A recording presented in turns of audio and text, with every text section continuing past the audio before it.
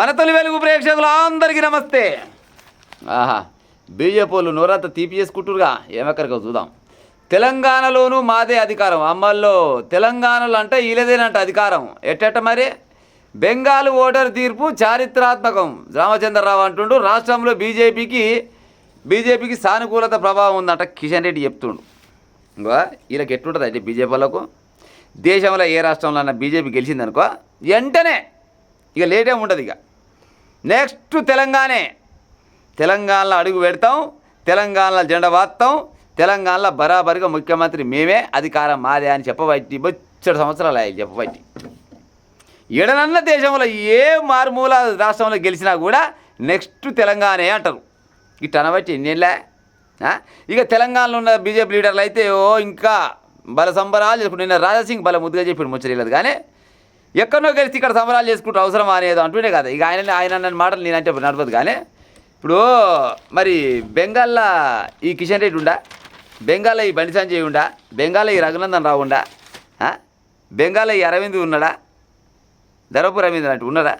వీళ్ళు లేరు కాబట్టి బెంగాల్ అధికారం వచ్చింది. మరి గిసొంటలు ఉన్నాక ఈడ ఎడకెళ్ళొస్తుంది చెప్పురి. తెలంగాణ మొత్తంలో బీజేపీ పార్టీ కార్యకర్తలు మంచిగా నికాసుకుంటారు. వాస్తవానికి ఉన్న 9 మంది అయినా కానీ గట్టికుంటారు. కానీ పట్నంలో ఉండే పెద్ద పెద్ద లీడర్లు మంచిగుంటారులా ఆలకాలే తనకసేస్తారు, ఆలకాలే గుతకసేస్తారు.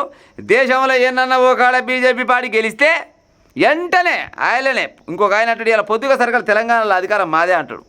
ఏ పొద్దుకు దాకా ఎందుకు ఇప్పుడే పోదాం పారా, ఇక్కడ తిని పోదా కారణం దీన్ని కూడా పోదాం పారా, తెలంగాణ అధికారం తెద్దాం పారా ఇంకొక ఆయన అంటాడు. అయితే అదో వీళ్ళతోటి పని. అధికారం రావాలంటే ఎన్ని రకాలుగా బాధలు పడాలి, ఎన్ని మంచి పనులు చేయాలి, ఎంతమంది తరఫున కొట్లాడాలి, ఇవన్నీ ఏమైనా ఉన్నాయి అయిలై. ఓ ధర్నాలు ఉండయి, రస్తారోకాలు ఉండయి, ఏముండయి. ఏమైనా ఏదో రాష్ట్రంలో గెలిస్తే ఇక గట్టిగా చెప్పాలంటే ఇకర తప్పిన ముచ్చరా. కానీ ఎక్కడనో గెలిస్తే వీళ్ళకు ఈడ పటాకులు కాలుస్తారు, బాంబులు వేలుస్తారు, జోరుగా కొబ్బరికాయలు కొడతారు, జంకా అయ్యో ఆగమాగ జగన్నాథం చేస్తారు. ఇక నెక్స్ట్ సార్ వచ్చారు మాదే గిట్ట అనబట్టి ఇండ్లేని ఇలా. పార్టీ అధికారంలోకి రావాలంటే కార్యకర్తలను ఎట్ట కాపాడుకోవాలి. ఫస్ట్ కార్యకర్తల ముచ్చ తర్వాత కానీ ఫస్ట్ మీ లీడర్లకు ఐక్యత ఉన్నదా, సైక్యత ఉన్నదా? ఈటల రాజన్న ఉద్యమకారుడు ఆ బీఆర్ఎస్ పార్టీ నుంచి పెట్టి బీజేపీ పార్టీ పడ్డాడు. నెగలనిస్తురా మీరు? ఈటల రాజన్న నెగలనిస్తున్నారులా? లేదు. ఎందుకంటే ఆయనతో ఏమవుతుంది, మేము ఆ పొద్దు నుంచి ఉన్నలం అయితే మాకే దిక్కులేదు, ఈయన పనికి వచ్చిండు మా బీజేపీ పార్టీకి అన్నట్టు ఇలా లేదు. మేమే ఉండాలి, జర్ర ఆ పొద్దు నుంచి ఉన్నలమే ఉండాలి. మీరు ఇప్పుడు పైన కట్టినే ఉంది, కొన్ని ఊళ్ళల్లో కూడా కట్టినే ఉంది. అయ్యే 3-9 కూడా ఉంటారు ఆ పార్టీలో. 10వ ఆయన జాయిన్ కాడు, ఈ 9వ ఆయన పోయి ఇంకో దాంట్లో పడడు, ఇళ్ళనే ఉంటారు అంతే. మరి కేంద్ర ప్రభుత్వం ఏమేమి పనులు చేస్తుంది? సరే, చెడు పనులు చెప్పుకోకూరి, చెడు పనులు ప్రతిపక్షాలు గుర్తు చేస్తారు కానీ మంచి పనులు చెప్పుకుని ఉపాయం చేస్తారా ఎన్నైనా? తెలంగాణ రాష్ట్రంలో ఎవ్వరు చేయరు. ఏమైనా ఎలక్షన్ల ముందల జరంత సోపు డబ్బు చేస్తారు. సోపు డబ్బు చేసి ఇక ఈసారి అదే వాసారి మాదే, ఇక ఏమనంటే 2-3 వచ్చిన డైలాగులు కొడతారు. మొల్దారం అని ఒక ఆయన అంటాడు, ఒక ఆయన అంటాడు ఇక ఈసారి కనుక మనం ఓట్లు వేయకుంటే ఇక తెలంగాణ రాష్ట్రంలో అసలు హిందువులు మొత్తం ఆగమైపోతారు అని ఒక ఆయన అంటాడు. గడ తమిళనాడులో విజయ్ అంట ఆయన కులం పేరు చెప్పుకున్నాడులా, మతం పేరు చెప్పుకున్నాడులా, ఏమైనా రాజకీయ వారసత్వం ఏమైనా చెప్పుకుంటా ఏది చేయలేకుండా, కనీసం బూత్ కమిటీలు కూడా లేకుండా విజిల్ వేస్తే దెబ్బకాంత ప్రతిపక్ష వాళ్ళ చెవులని ఏడుకాడికి బద్దలై పత్తలే కూడా వీకిరు. గట్ల చేయాలి రాజకీయం చేయాలంటే, గట్ల చేస్తే రాజకీయం అవుతుంది.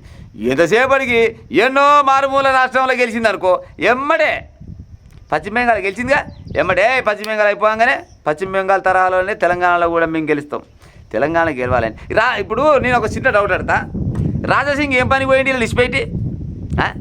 రాజాసింగ్ ఏం పని పోవచ్చు? వీళ్ళు ఏమన్నా అయితే రాజాసింగ్ పోవునా అలా చెప్పురి. నేను ఇప్పుడు బీజేపీ పార్టీలను కించపరచాలని ఉద్దేశం కాదు. బీజేపీ పార్టీ కూడా ఇప్పుడు అన్ని పార్టీలు అధికారం రావాలి. వాస్తవానికి ఎప్పుడు ఉన్నోళ్ళు కూడా ఉండకూడదు. అప్పుడు కొత్త వాళ్ళకి ఛాన్స్ ఇస్తూనే ఉండాలి. అట్టయితేనే మంచి జరిగినా చెడు జరిగినా జనాలు తెలుసుకుంటారు కాబట్టి చెప్తున్నా. అంతేగాని ఏదో బీజేపీ వాళ్ళని ఎట్లా గుండాలు వేయాలనే ఉద్దేశం అయితే నాకు లేదు. కానీ ఇప్పుడు రాజాసింగ్ లాంటి దమ్మున్న లీడరు బీజేపీ పార్టీ నుంచి పెట్టి ఎందుకు బయటికి పోయిండు? ఇలా ఏమన్నా అయితే ఆయన బయటికి పోవునా? అయ్యో మరి పాయమారాన్ని పట్టుకోదామని ఆలోచన ఉందా? పోతే పాలోడు చేస్తే మరో రాయేదాం అన్నట్టు బాయోలు ఇప్పుడు రాజాసింగ్ అసలు ఆయన పక్క తప్పుకుంటే ఇంకా ఆయన మీద 4 గుండాలు వేసి పోతే మనంతలో మనం ఉందాం. ఈ తెలంగాణ రాష్ట్రంలో ఓ 8 మంది ఎమ్మెల్యేలు ఉన్నారు, 8 మంది ఎమ్మెల్యేలు, 8 మంది ఎంపీలు ఉన్నారు. మరి వీళ్ళు ఏం చేస్తున్నట్టు అసలు ఉన్నట్టే నాయలు ఏమన్నా నవ్వుపడతారు లేలు ఎన్నడూ అవపడరు ఒక ఉద్యమంలో అవపడరు లేకపోతే ఏమన్నా అన్యాయం జరిగితే అన్యాయం కడకు ఉండరు ఏ విషయంలో ముందర ఉండరు ఎంతసేపటికి ఎప్పుడో ఒకసారి పేపర్లు అవపడతారు ఆ మోడీ బలంతో ఆడంగా గెలుచుకుంటూ వస్తూ ఉంది ఈ మోడీ కనుక జర ఏజ్ బారై దిగిపోయింది అనుకో ఇక వీళ్ళ పని కూడా అయిపోతాటే గుర్తుంది ఏదున్నా కానీ మోడీ బలంతో వస్తుంది వీళ్ళంతా అంతకు మించింది ఇంకేమైనా ఉందా చెప్పు తెలంగాణ రాష్ట్రంలో ఉన్న బీజేపీ పార్టీ వాళ్ళకు ఐక్యత ఉన్న అదులేనన్నా ఈ ఊర్లలో ఉన్న కార్యకర్తలకు ఉన్న ఐక్యత ఈ రాష్ట్రంలో ఉన్న వాళ్ళకు ఒక్కరికన్నా లేదు నేను చెప్పిన మాట అబద్ధం అయితే కామెంట్ పెట్టుల్లా